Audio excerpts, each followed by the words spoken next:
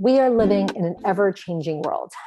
I find that most of us feel stressed out, overwhelmed, or on that constant edge of anxiety. We've become disconnected from ourselves, disconnected from our sense of who we are and what we're doing. And many times we're just finding ourselves very reactive. And today in our episode, we're going to be talking about getting back into your body. I am joined by Nadia Munla, and she is one powerful woman. She's an embodiment intimacy coach and the founder and creator of Embody by Nadia. She does private coaching as well as her embodiment certification, which really helps people to get back into their expression of love and leadership and really truly back into their bodies. Her program Embody has been featured everywhere, from the Health Coach Institute, Soul Camp, World Domination Summit, not to mention many events and retreats worldwide. Nadia is an incredibly powerful leader as well as visionary herself. And what she does, I find, is that she offers a really unique perspective backed up with her expertise and her lived life experience. So I think you guys are going to really appreciate today's episode. Nadia's core belief is that embracing our full range is the way that we access our deepest potential and create space for that embodied unit that heals the planet. And while that might sound a little woo-woo, we're all needing a little bit of embodiment and healing right now. So listen up on today's episode on embodiment with Nadia Munla. And as always, make sure that you subscribed and leave a review for the Mindrise podcast on Apple, Spotify, YouTube, and Google. Without further ado, I bring you guys Nadia. All right, yay, Nadia is here. And we are going to be, yay. So we're going to be rolling and talking with Nadia today. And I'm excited that she's here because she is one of those voices that it doesn't matter if she's telling me what's on her grocery list or like how to get more in your body.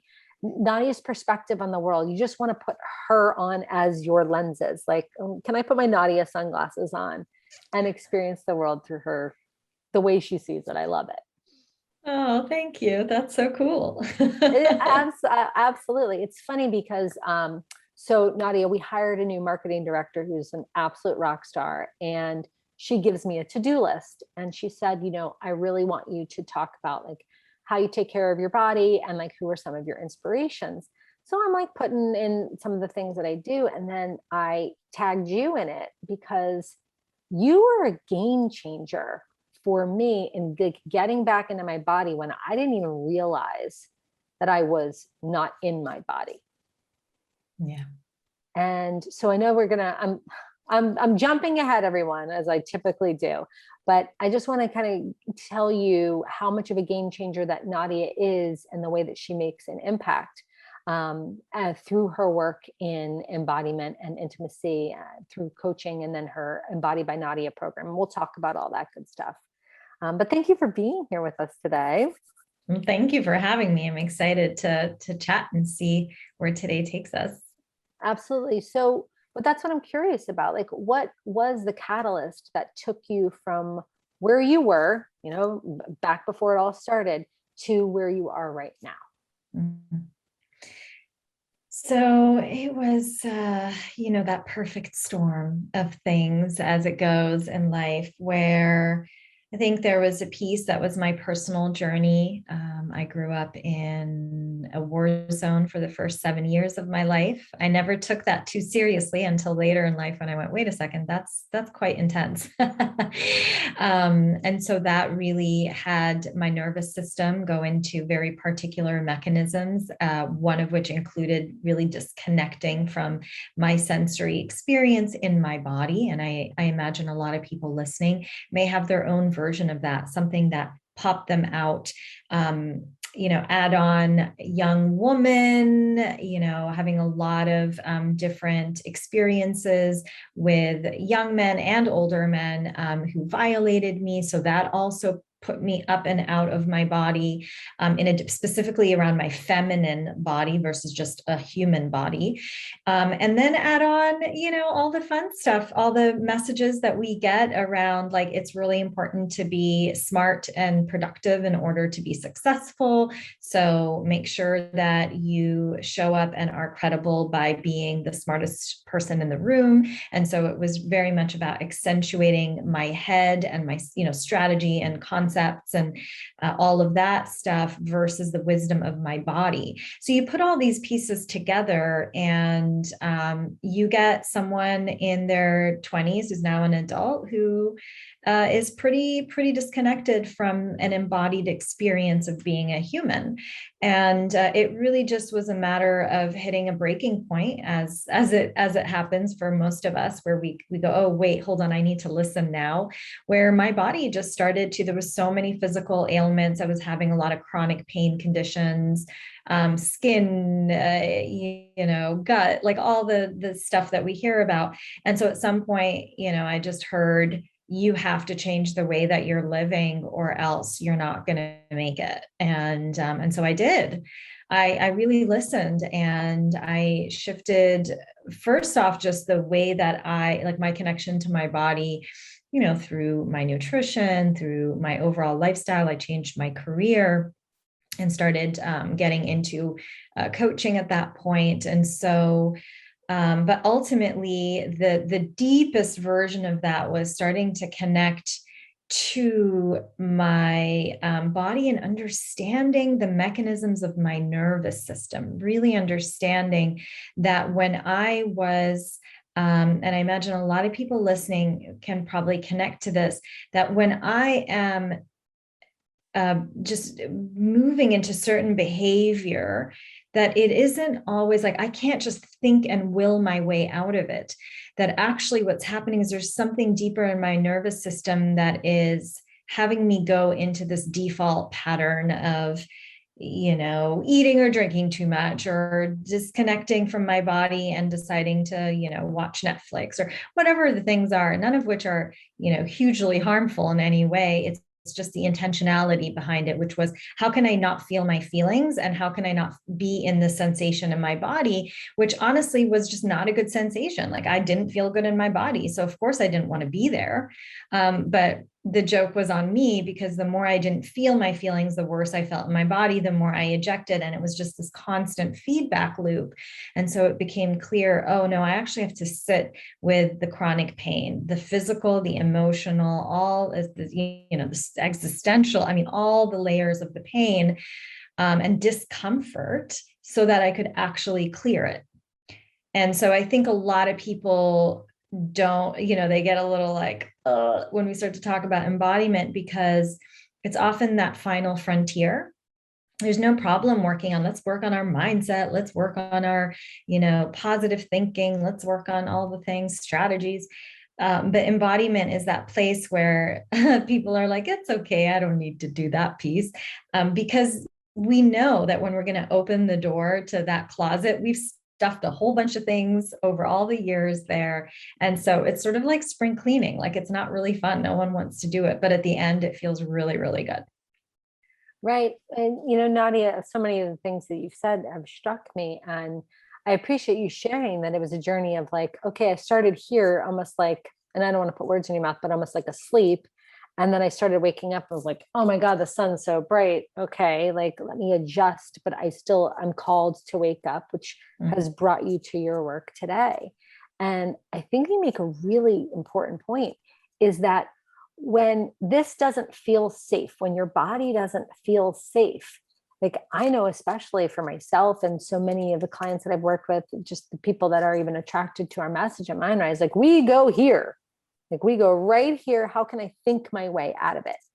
And I'm sure that if I can attach my identity to how smart I can be, or how productive I can be, or how much I can know, or how I can prove myself, that it's almost like I don't have to then live here, because all the performance is coming from here. And I don't want to say that it's fake or inauthentic.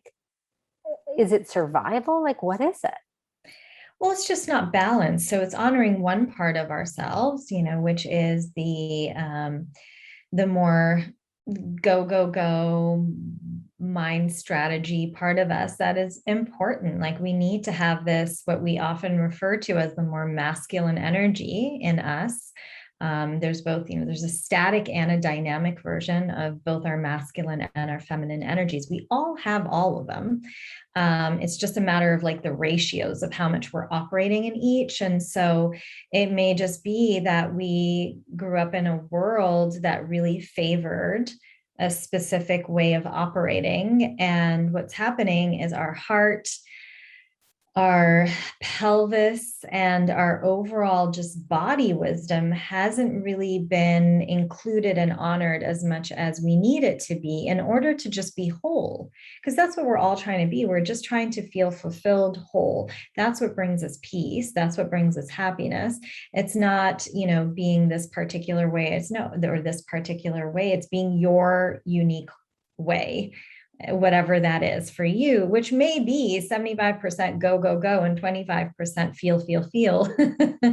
Or maybe you've actually been a 75% feel, feel, feel person, but you've been taught that you need to be a go, go, go person. And it's all about just coming back to what's true to you so that you feel good. You wake up and you feel a sense of peace. And because that's when you're in alignment, right? You're going to go, oh, okay, I can exhale. I can honor this part of me and I can honor this part of me. I can be a, boss bitch at the office. And I've learned how to open my heart in my relating, right? With my friendships, with my partner, or if I'm dating, or just putting myself out there in the world. So it's important to have both. Right. So would that be making a case for the word I would use in my language would be like regulation, right? I often make it akin to like the difference between an on and off switch versus like a dimmer switch.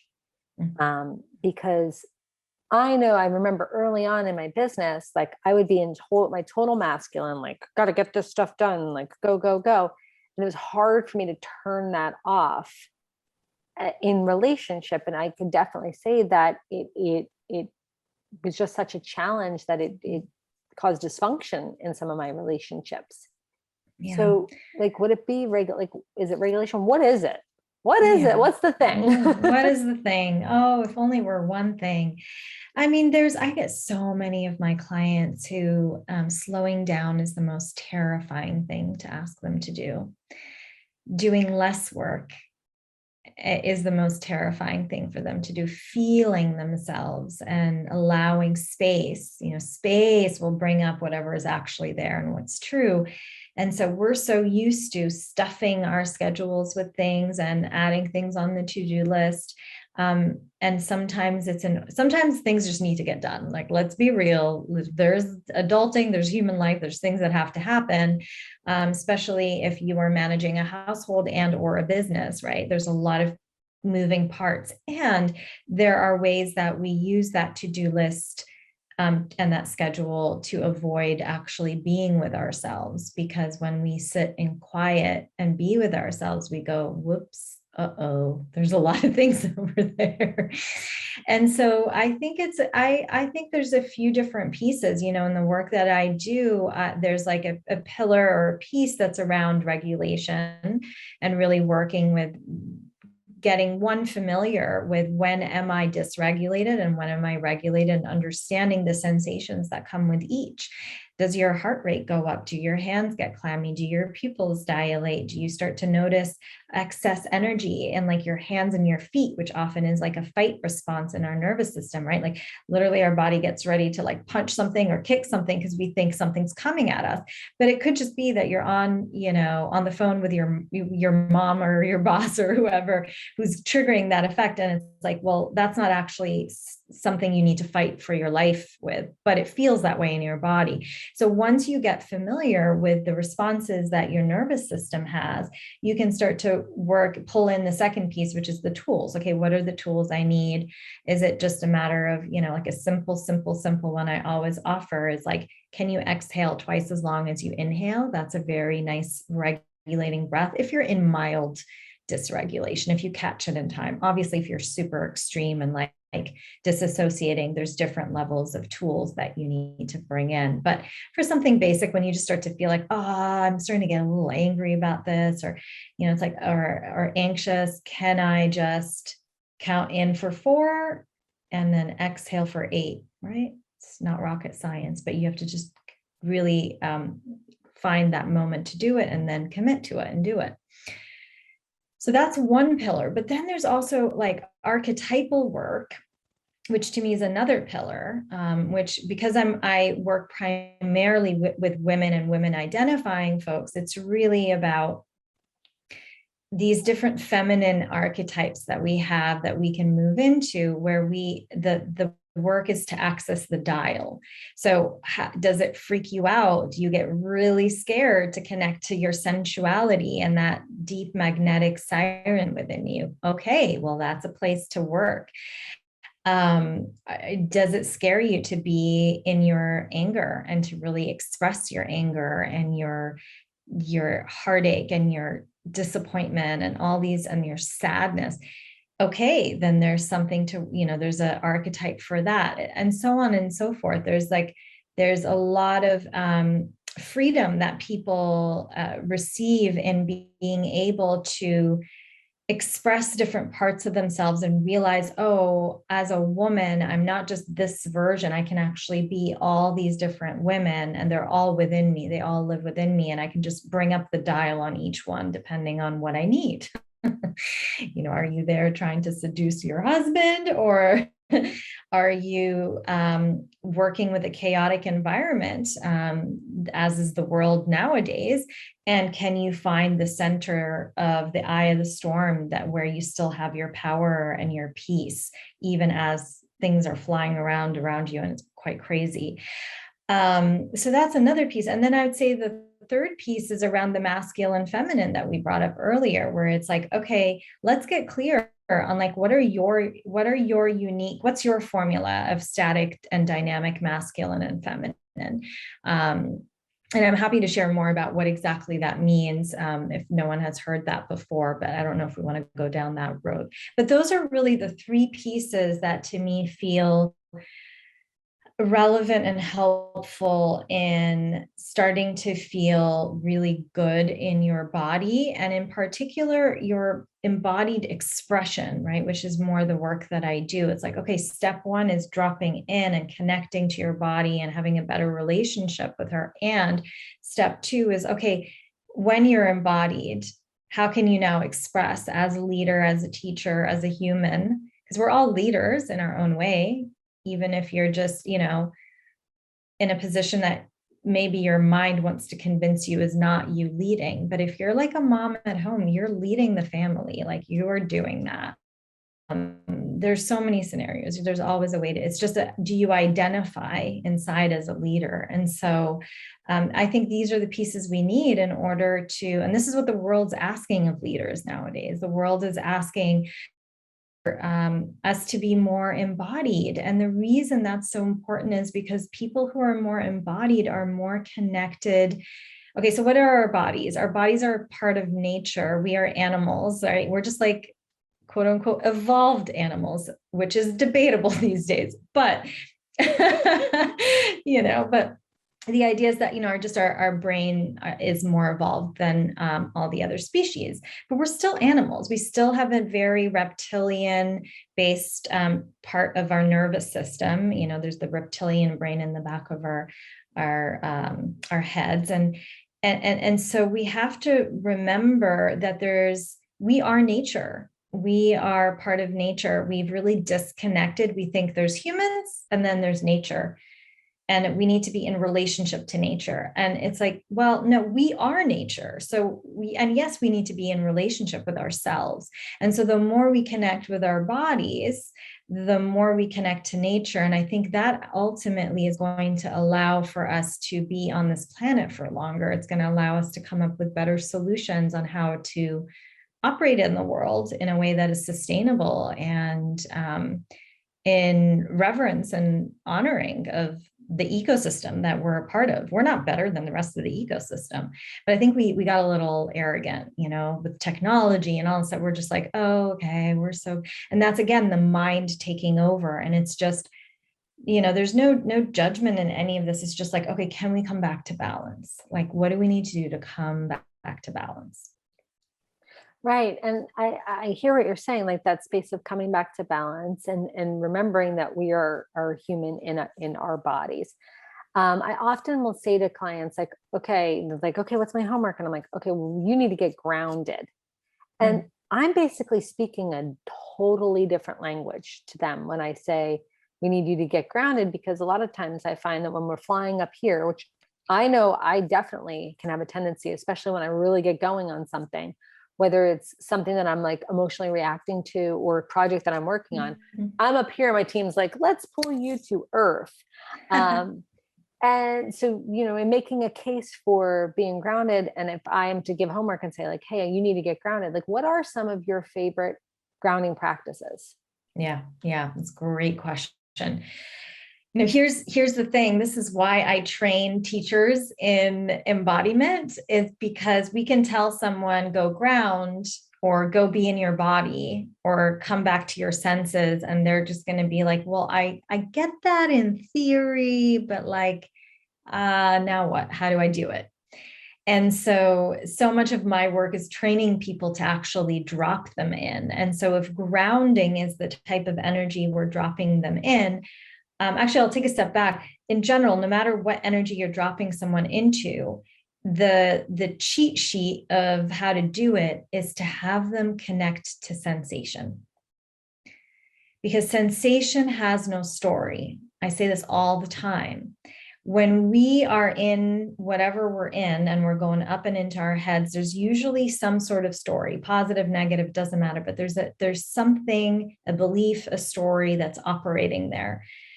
When you go into, what are you tasting right now on your lips? What are you feeling in the tips of your fingers? What does it feel like to touch your own skin? What colors are you seeing when you look around your room? Like, what sounds are you hearing? When you have people drop back into what seems and what can irritate people who are very, very smart and like in their heads are going to be like, oh God, why are we doing this? This is so like basic, right? But there's a reason why. There's an incredible wisdom your body has in the way that she will regulate when you start to drop into your senses, because there's no story that comes along with it. There's one of my favorite people in the world is Dr. Gabor Mate. Some of you may have heard of him, some of you may have not. He is a trauma expert. And one of my favorite things that I've heard him say is he talks about how trauma, and trauma can be very mild trauma, right? But like trauma is when we eject, when we feel that the present is not safe. And so we do one of two things. We either eject out of the present into the future, or we eject out of the present into the past. So that's like a timeline thing, right? So we start to obsess about, oh, I shouldn't have sent that text, or or like you start worrying about like, what deadlines do I have next week, right? Again, that's going forward or backwards. Or it's physically coming out of your body and up into your head, or just completely out. Like if you completely dissociate as well. And so what is the antidote to ejecting, right? What is the antidote to trauma and feeling that the present isn't safe? It's doing two things: coming into the present in terms of timeline, but then also dropping into your physical body through sensation. So when you take inventory of what am I tasting, what am I seeing, what am I smelling, et cetera, what happens is you come back into the present moment. You're not thinking about deadlines. And you also are in your body because you're actually in your sensations. And so step one for anyone who's swirling around and feeling ungrounded, quote unquote, the first thing that you do is you just drop them in by asking them to feel their, notice their sensations. Then if you're specifically wanting to ground them versus, let's say, get them into like a yummy pleasure cultivation in their body, which is a different energy, or power, which is a different energy. But grounding specifically, which by the way is step one to anything, you always have to ground first, is having them feel their lower half of their body.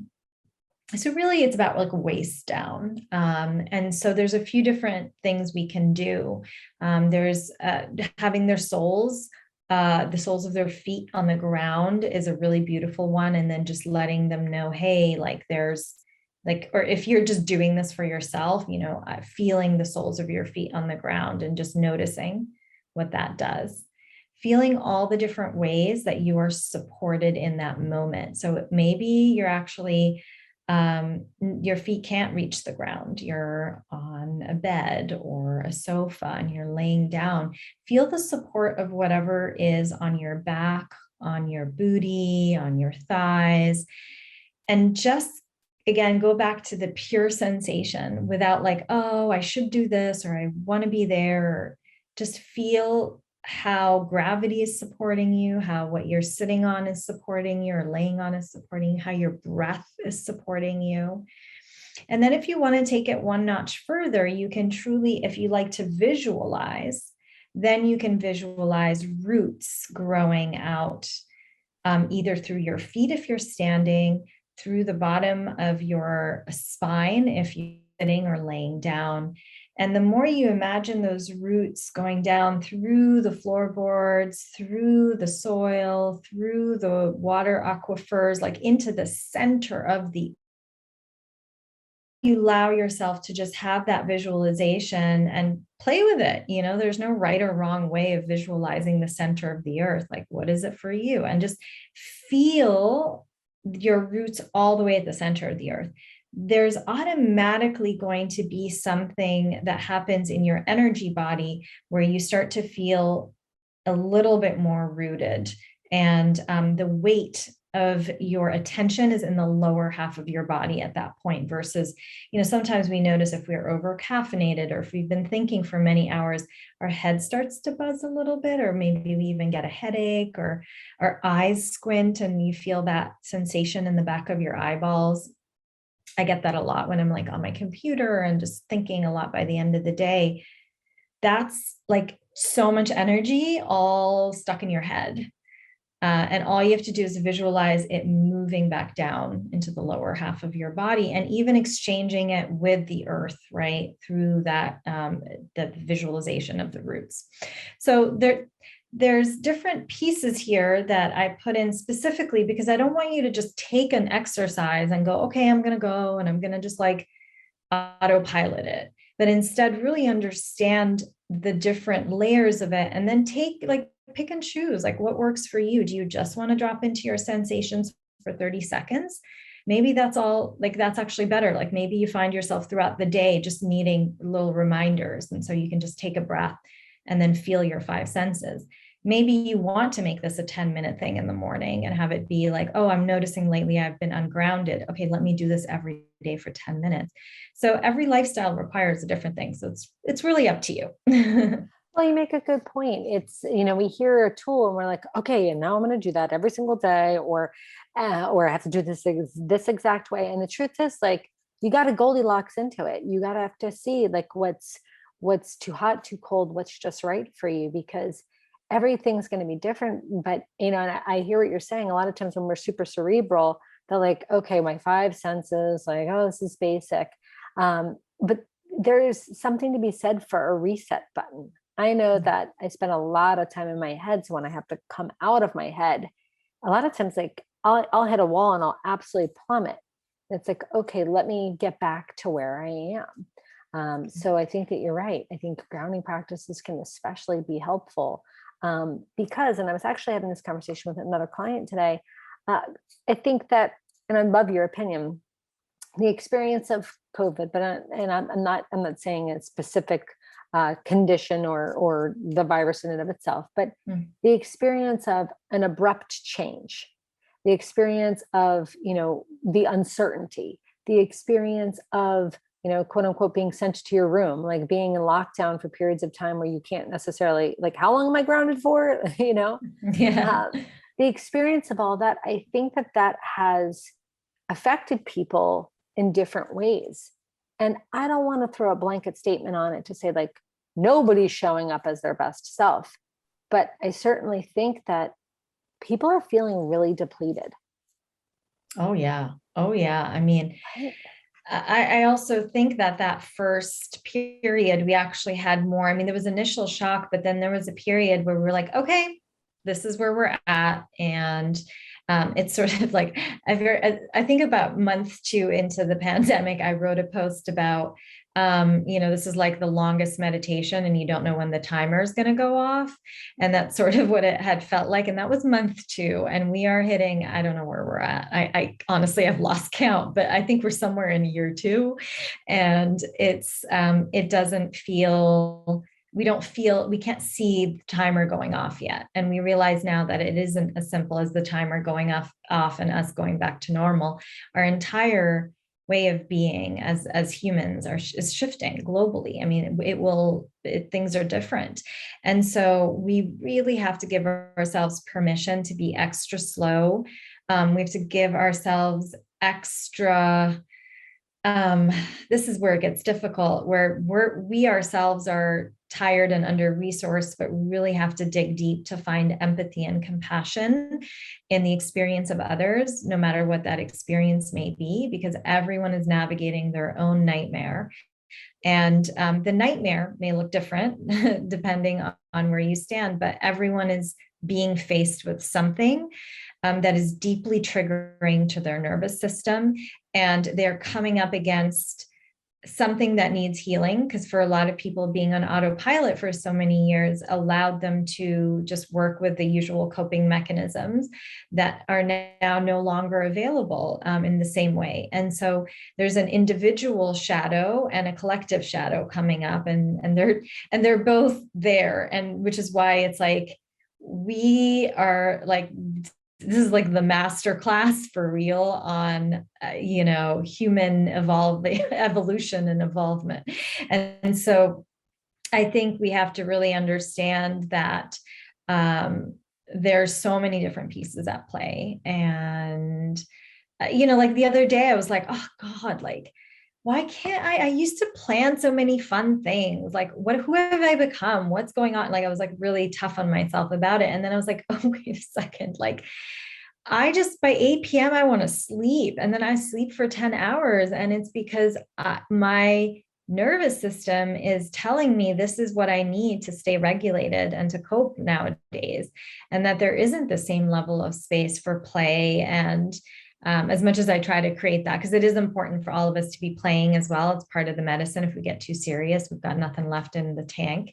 But it's this really fine line where we're all juggling, like, how do we, and as someone who has a lot of these tools, like, anyone listening, like, I'm as human as you. Like, I'm still like having days where I'm like, I can't deal with any of this. I'm going to be good over there binging like a show from a time period where things were good, or whatever, because that's like my new like favorite thing to do. And then days where I get up and I fight really hard to have the world be a better place again. And so it's okay. We have to go, one thing I heard recently from, I believe it was Kimberly Ann Johnson, who also works with trauma. And she was talking about how the nervous system, this isn't a quote, but generally she was saying, a stable and regulated nervous system is dynamic.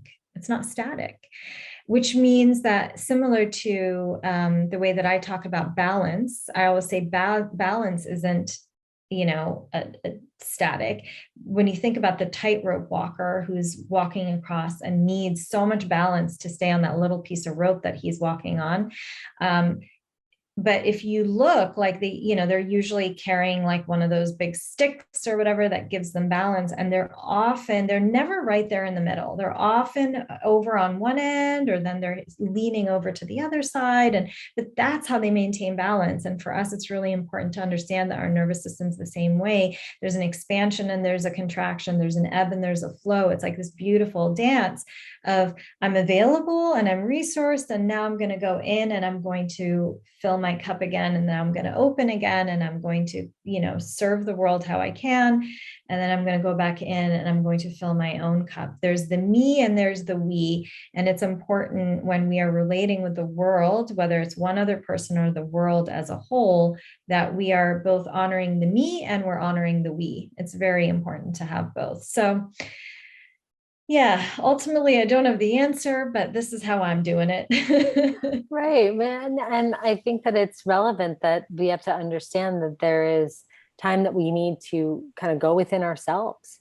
And that there is time that we need to like put on our superhero cape and decide like today's the day I'm going to save the world. And I think that sometimes we can get frustrated with ourselves and have this expectation that we should be like showing up good, brand new, good as new each and every day. And I want everyone to really hear what you're saying. Our nervous system is taxed right now. And in order for us to survive, sometimes we have to pull that arrow back further so we can shoot it far forward in front of us. And really that has so much to do with like, you are going to need extra sleep. You might find yourself extra snappy, at a time that you might be able to do creative solutions, you find yourself fried out. And like coming to that place of like self-acceptance in this. It's like, hey, you're not going to be firing on all cylinders. Like that's just not what's going to be happening. Yeah. Yeah. And there's another layer of, with social media. It's like, okay, first we had the honeymoon for many years of like, oh my God, it's so cool. All my friends all around the world are on Facebook, and I can like catch up with like, oh, this one had a baby and this one went to this thing. And then it's like, oh, well, nature has light and dark. And so with everything comes the other side. And the other side of social media has been that we've been inundated with so much information from around the world. And so we hear about every single tragedy around the world. And that's a lot on our nervous system. And for those of us who want to care and we want to take care of,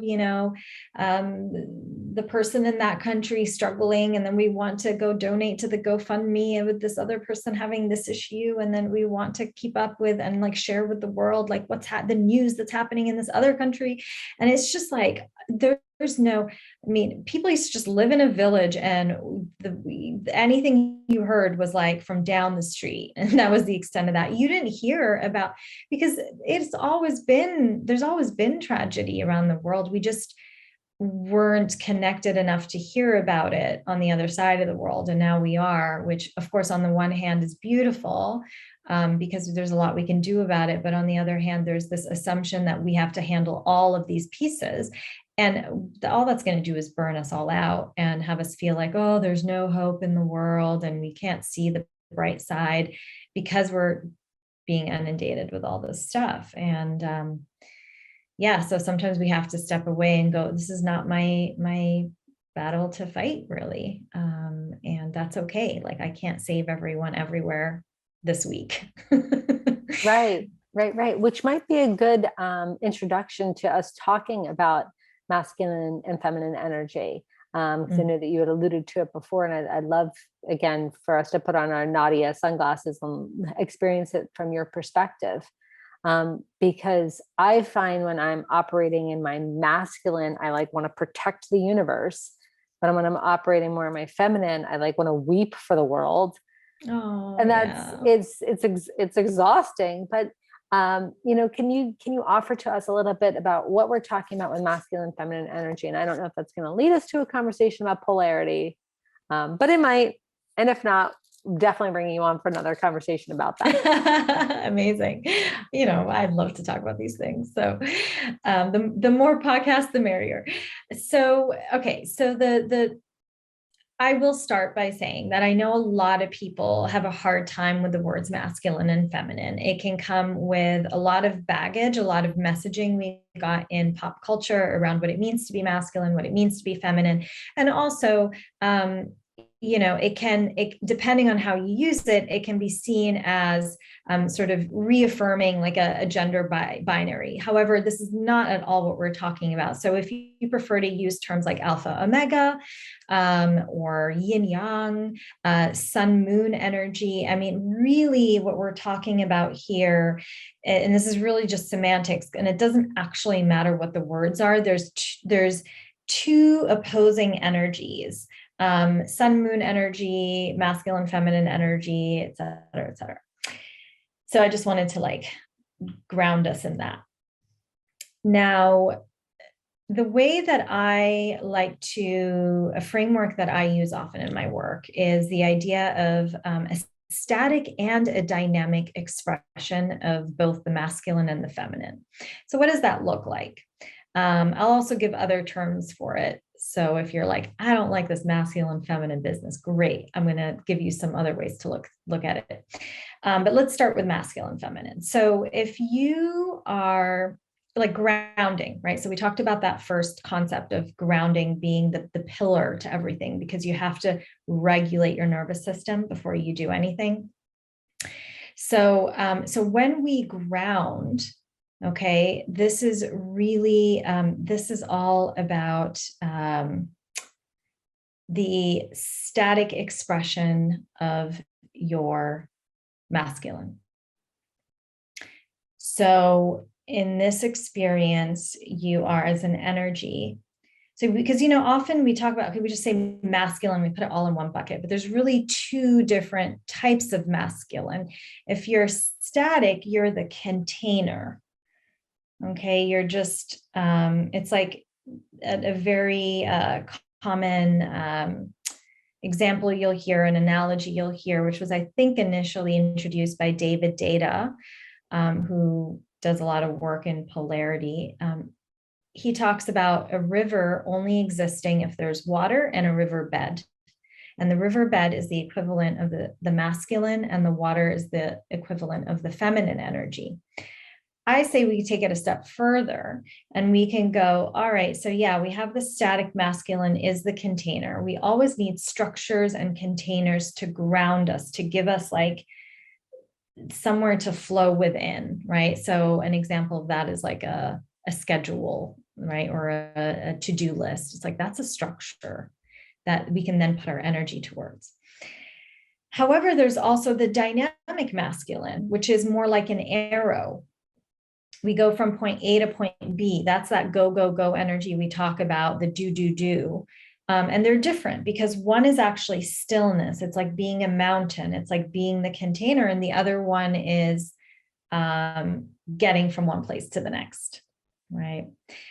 So the dynamic expression of the feminine is actually expression. It's really about like feeling and expressing that feeling. It's about desire and longing and just putting yourself out there. And then you've got the static version of feminine is actually about surrender and about receiving and possibly even magnetizing in that receptivity. But it's all about like, right, and letting go. And so I like to distinguish that because when we do the big buckets of masculine and feminine, it can get a little confusing, right? But actually there's 4 buckets. And the way that I like to incorporate this with embodiment is that it's really important for us to go through the process to feel embodied wholeness. We have to go through feeling all of these 4 energies in us, no matter what gender we identify as, okay? And it starts with grounding, which is that static masculine. Then we move into, so we feel ourselves like a tree. We imagine the tree trunk, right? The roots, everything we talked about earlier. Then we move into longing, into our heart. We move into desire, into expression. Like, what do I want in the world, right? Who do I want to be? What do I long for?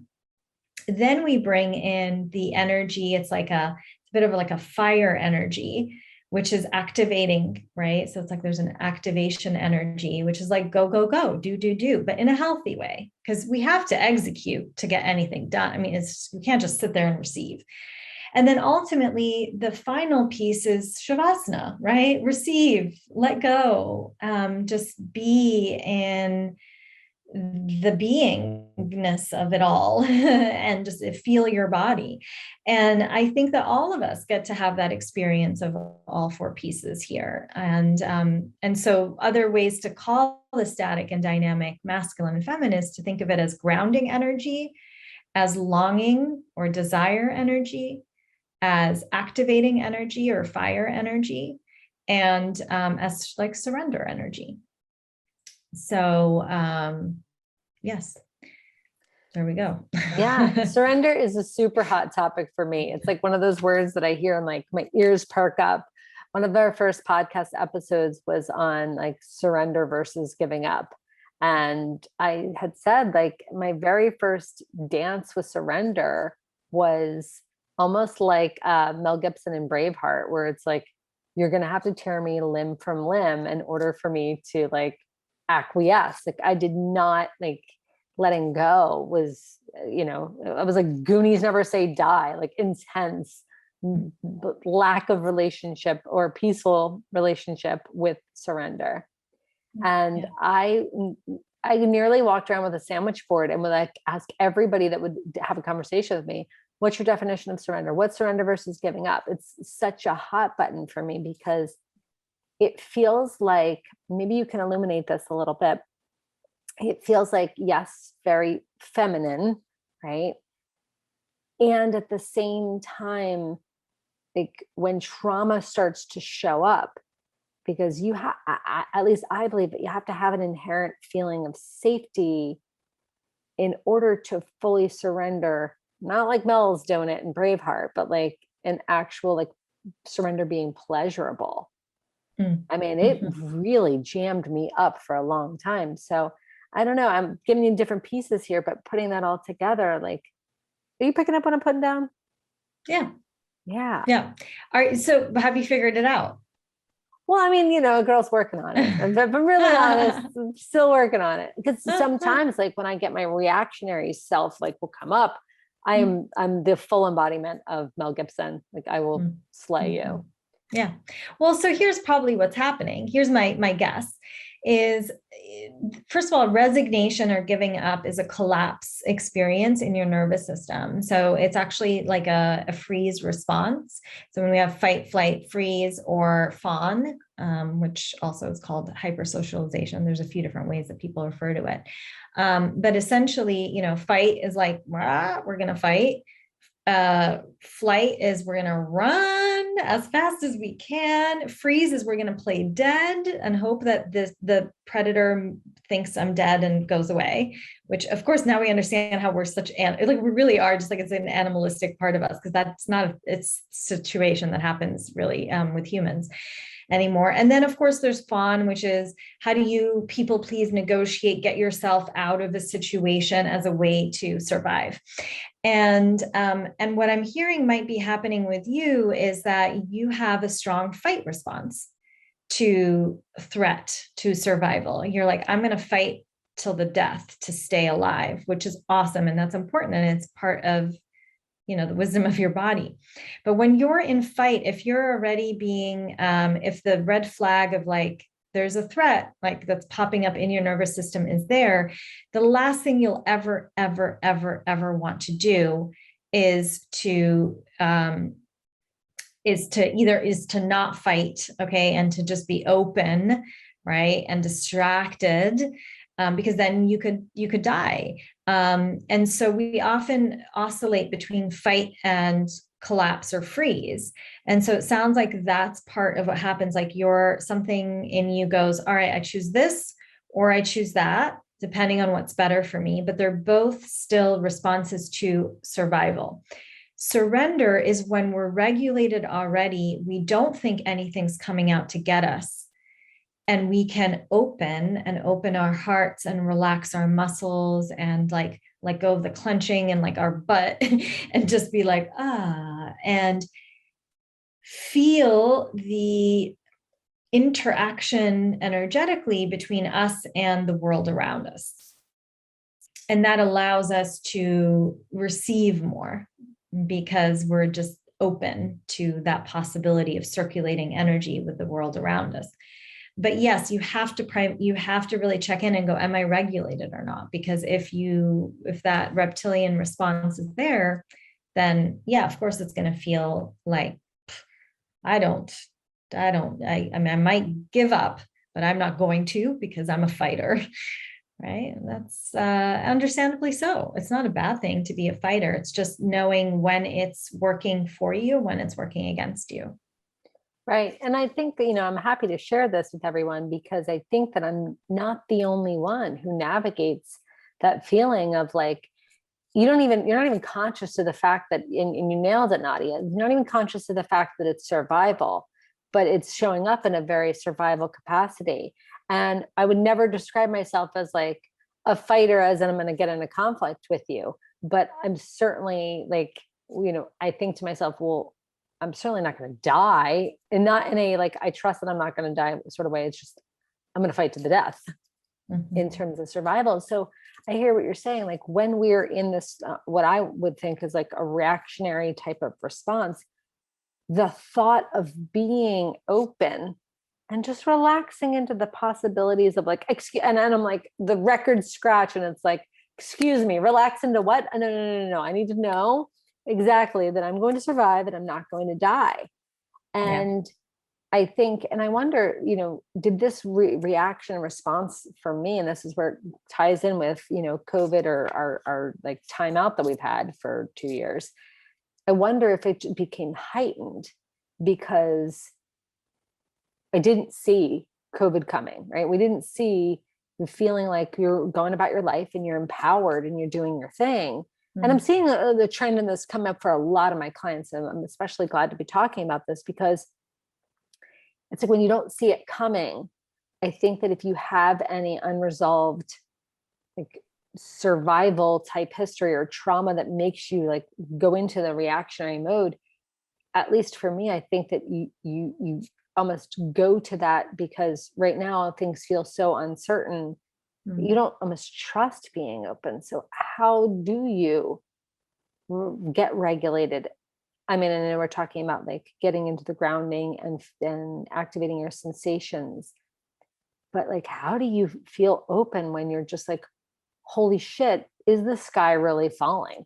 Mm-hmm. What's about to happen next? Yeah. Well, two things there. One, we all have a fight, flight, freeze response. It's no one gets to not have that. It's just it's ingrained. If you're a human, that's in you. And so it's actually positive. It's a really good thing to have.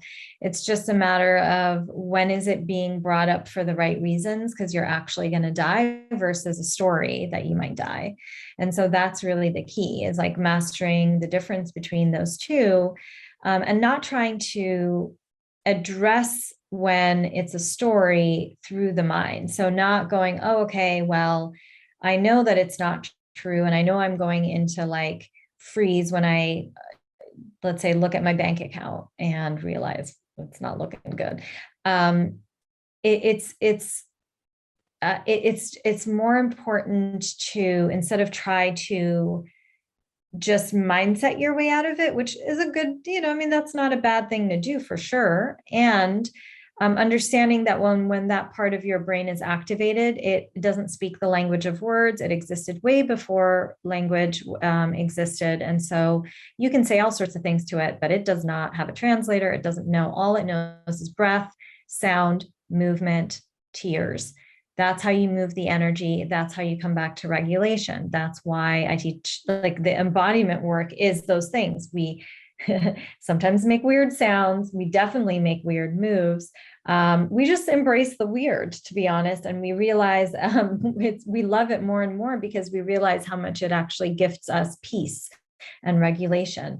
And at that point, that's when we can look at all the other pieces. But the other thing that I wanted to mention when you were sharing is that we are not meant to just be open.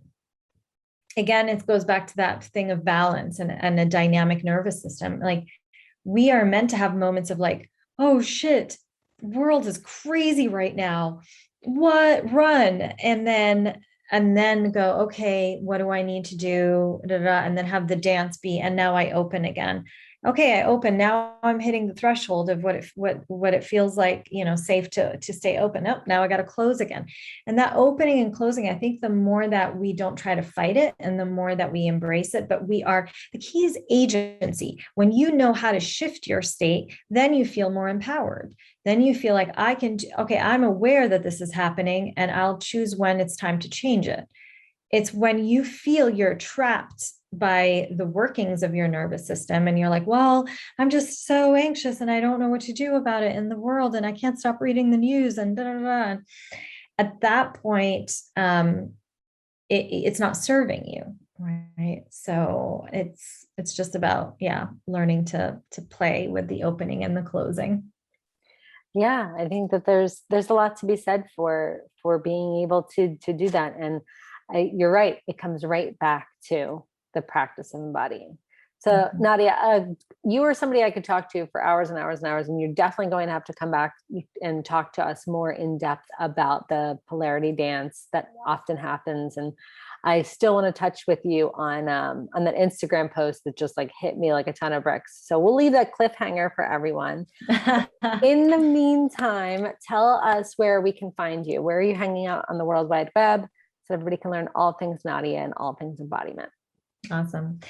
So it's nadiamunla.com, and just my full name is my website. You can get all the information there, including my big signature program for each year.